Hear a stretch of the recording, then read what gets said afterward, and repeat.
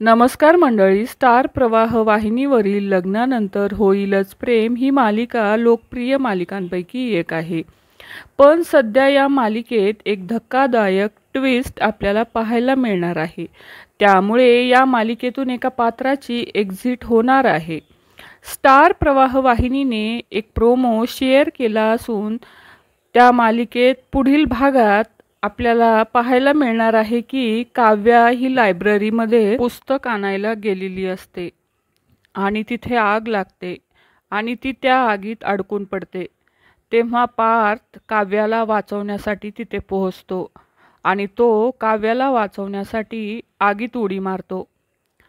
तेव्हा तो तिला बाहेर घेऊन येत असताना एक पेटलेलं कपाट त्याच्या दिशेने येतं व आगीचे लोळ पार्थच्या अंगावर पडू लागतात. पार्थ काव्याला बाहेर नेत असतो तेव्हा कपाट पार्थच्या अंगावर पडते. हा ट्विस्ट पाहून प्रेक्षक हादरले आहेत. आता पार्थचा मृत्यू होणार का? तसेच मानिनी आता काव्याला चांगलं सोलून काढेल. आता काव्या आणि जीवाचं नातं सर्वांसमोर येईल का? तसेच नंदिनी जीवाला सोडून जाणार का? त्यामुळे प्लीज पार्थला वाचवा.